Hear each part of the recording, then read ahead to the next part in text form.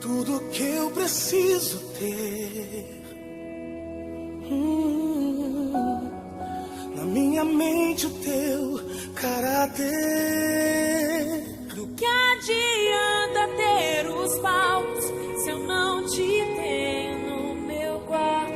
Do que adianta os holofotes se a tua luz não brilha em mim? Do que vale o dinheiro ou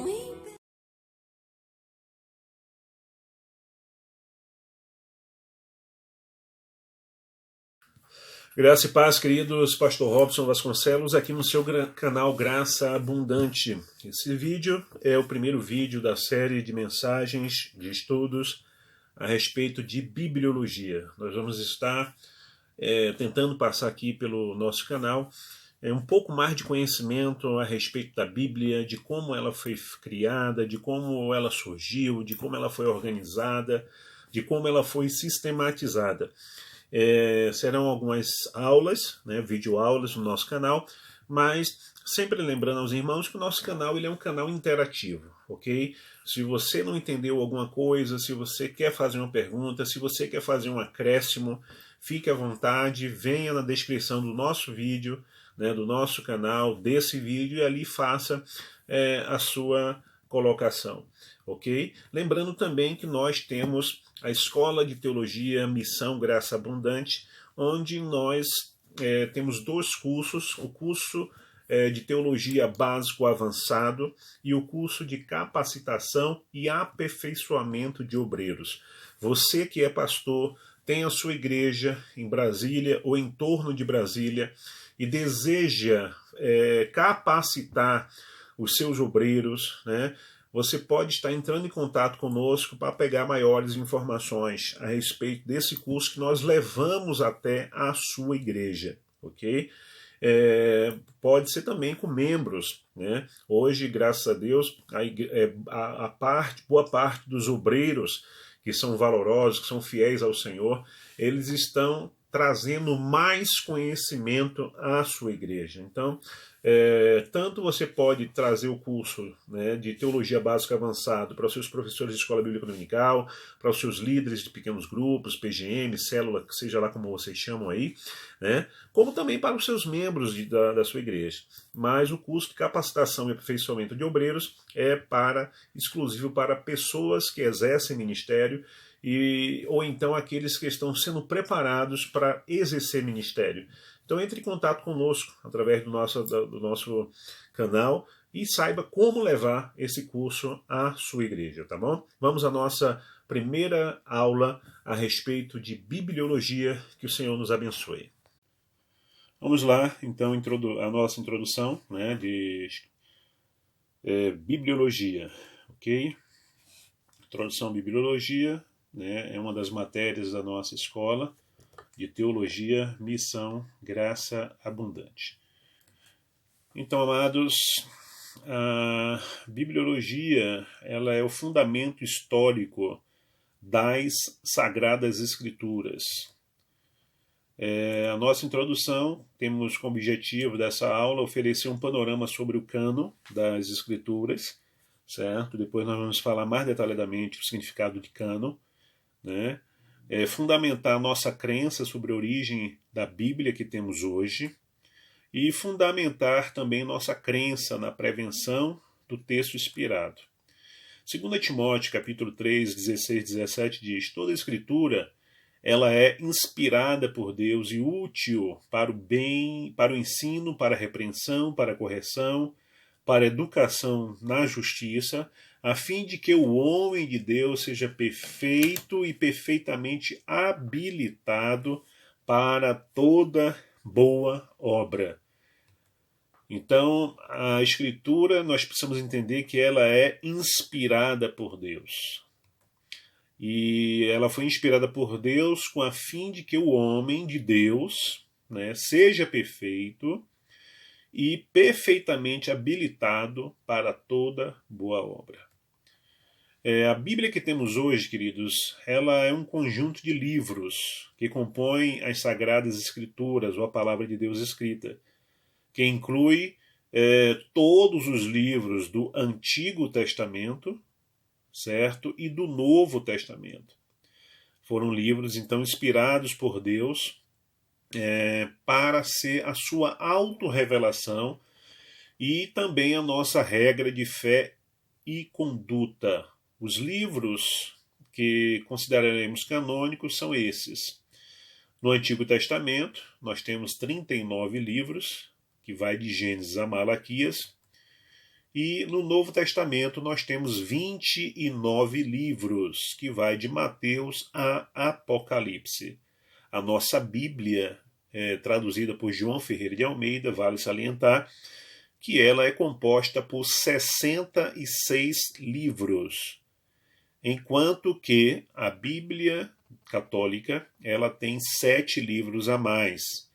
É outro assunto que falaremos também posteriormente. Quais são os livros não canônicos, né? Esses livros são os livros que estão na Bíblia Católica, os não canônicos, porque eles não entraram no cânon sagrado. Os considerados que entraram no cânon foram os 66 livros que nós já falamos. Né? Nós chamamos esses livros da Igreja Católica de não canônicos, ou de livros apócrifos, né? E eles chamam de livros deuterocanônicos, considerados apócrifos para nós, protestantes e judeus. Houve uma adição em Daniel, ou normalmente os episódios de Salmos e Azarias e o Cântico dos Três Jovens, a história de Susa e Bel e o Dragão. Houve também adições em Esther. Tem o livro Baruque, tem um livro também eclesiástico, ou Siracida ou Benfirá, né? Preste bem atenção que não é Eclesiastes, mas o livro que tem na Bíblia deles é chamado, além de Eclesiastes, tem esse aí, chamado Eclesiásticos. Tem também um livro de Judite, o livro de Macabeus, ou o primeiro Macabeus, né? O primeiro livro de Macabeus, ou o primeiro Macabeus. O segundo livro de Macabeus, ou o segundo Macabeus, livro de Tobias e o livro de Sabedorias. Tá bom? São nesses livros que eles encontram respaldo para missa aos mortos, eles encontram respaldo também para para algumas outras doutrinas que eles têm que são totalmente heréticas, como o purgatório, por exemplo, né? Purgatório, todos sabem, é o local intermediário onde as pessoas, depois que morrem, vão ficar ali pagando pelos seus pecados, sofrendo um pouquinho para depois ir para o céu. A Bíblia que temos hoje. Os livros chamados apócrifos não são considerados inspirados e, por essa razão, não fazem parte das Sagradas Escrituras, não sendo, portanto, de autoridade para a Igreja e nem devem ser empregados como regra de fé e conduta. Eles devem ser tratados apenas como livros humanos. Ok? O cânon bíblico. Cânon é a transliteração da palavra cânon, que significa vara de medir, como uma régua, por exemplo. O conceito aplicado às Escrituras diz respeito aos critérios de avaliação para os livros que foram considerados inspirados. Então, quando a gente se refere a cânon, são simplesmente os livros que foram considerados inspirados, né? E vem da palavra grega cânon, que significa vara de medir. Por quê?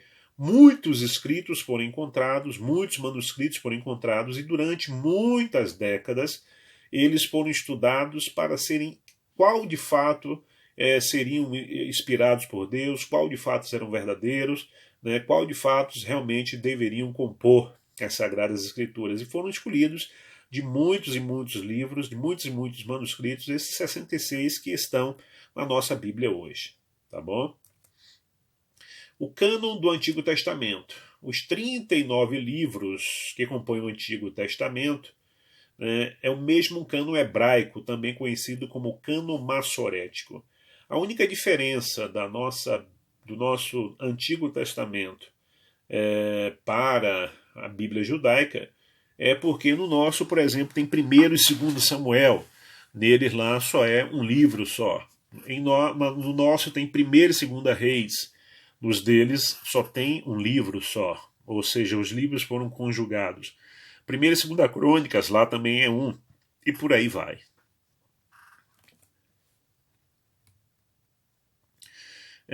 Feitos pelos, como eu falei aqui, né, também conhecido como cano massorético, ou seja, feito pelos massoretas. E quem foram esses massoretas? Os massoretas foram estudiosos que guardavam a tradição oral, massorá, o que acentuaram a vocalização do texto hebraico consonantal recebido dos soferim, os escribas. Os massoretas criaram um sistema de vocalização entre 500 d.C. e 950 d.C., onde cuidadosamente foram acentuados e colocados os massoras marginais. Eles fizeram o que então? Eles acentuaram a vocalização do texto hebraico consonantal, né? Porque a língua hebraica até então só tinha palavras compostas por letras consoantes. E eles então acrescentaram aí as vogais e acentuaram também a vocalização do texto hebraico consonantal. Ok? Tá aí um exemplo, tá vendo?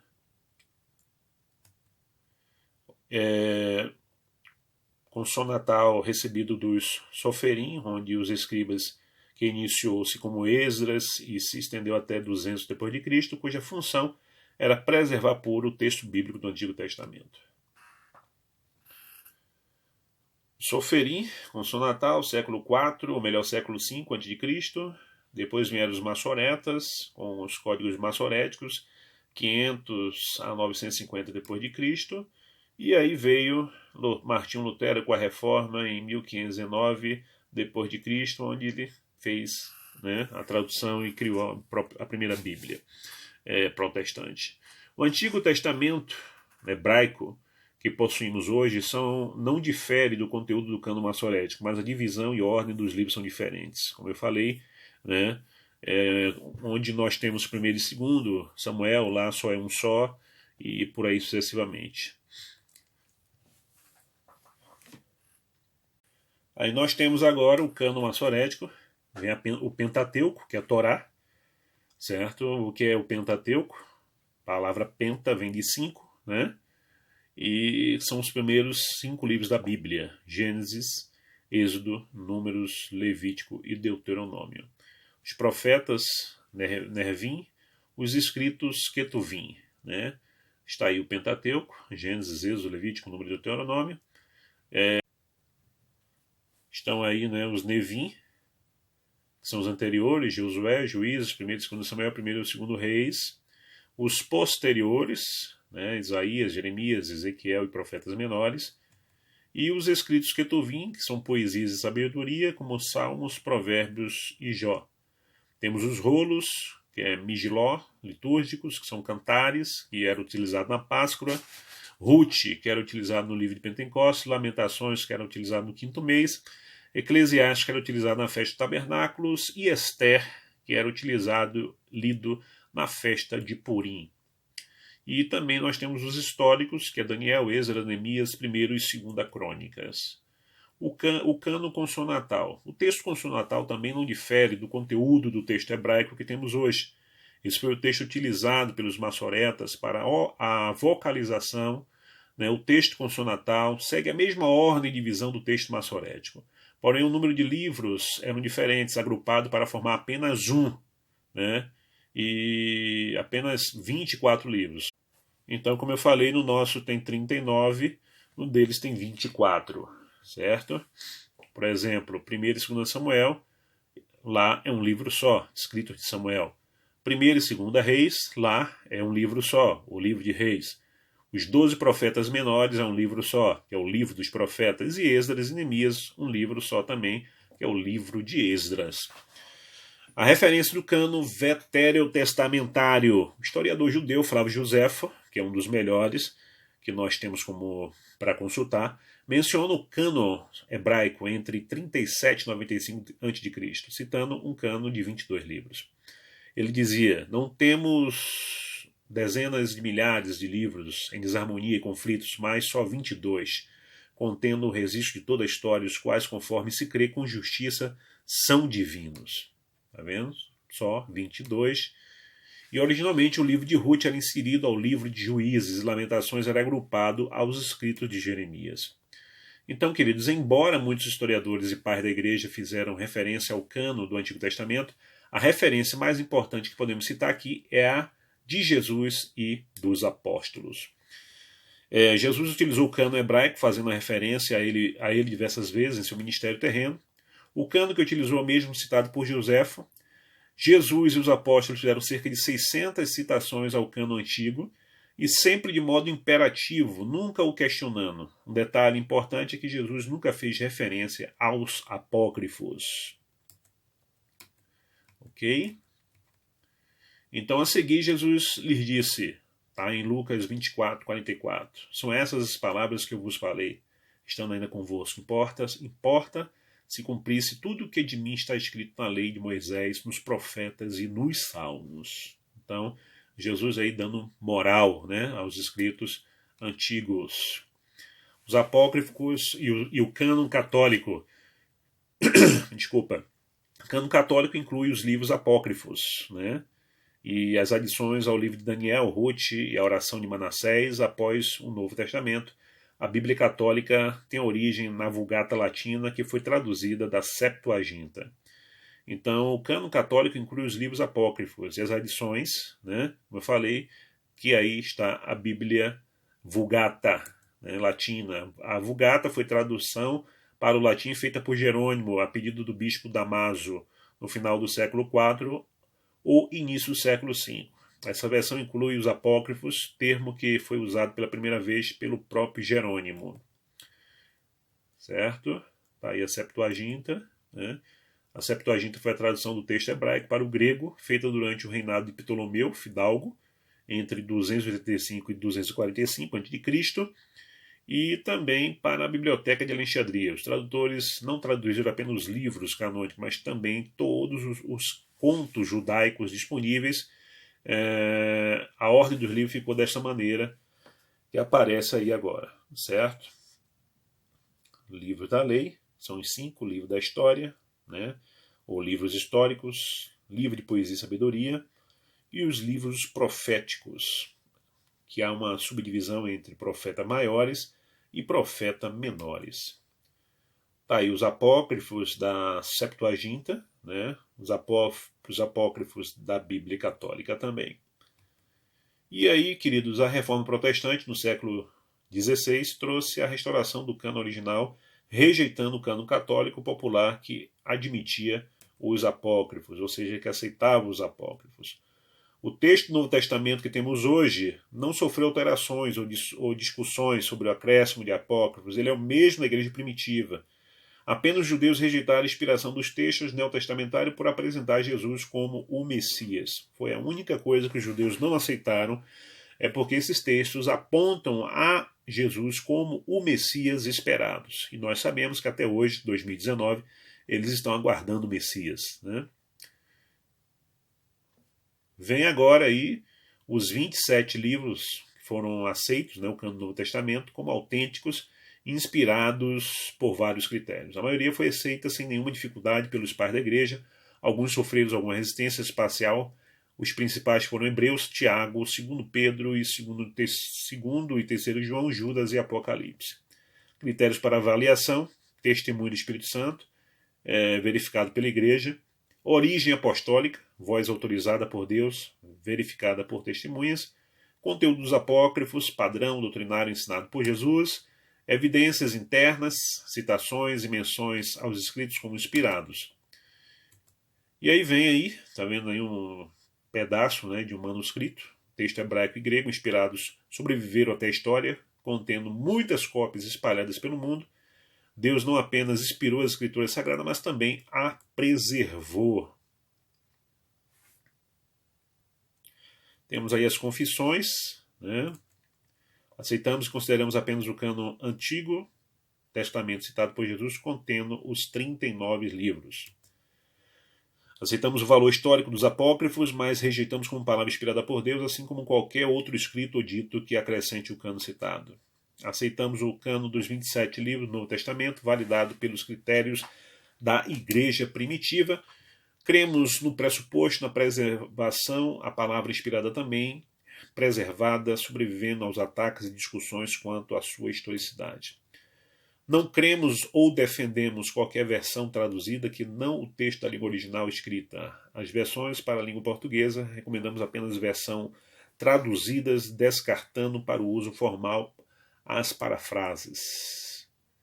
Ok, queridos? Então, ok, amados, esta foi a nossa primeira aula sobre bibliologia, né? A aula continua, né? O nosso próximo vídeo vamos estar falando mais como a Bíblia chegou até nós, né? Esse livro tão importante, tão abençoado que é a Palavra de Deus. Dizem que ele fechado é apenas um livro, mas ele aberto é a boca de Deus falando.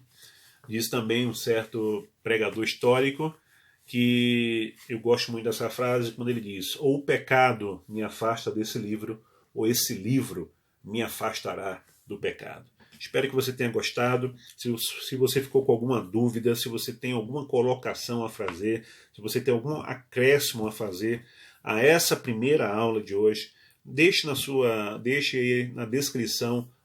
Então, se você tem, como eu já disse, algo a complementar, alguma pergunta, deixe aí na descrição do seu vídeo, tá bom? Que o Senhor te abençoe e te guarde, que o Senhor te fortaleça. Em nome de Jesus, até o nosso próximo vídeo na série Bibliologia, conhecendo um pouco mais da palavra. O Senhor te abençoe e te guarde, amados. Shalom, shalom.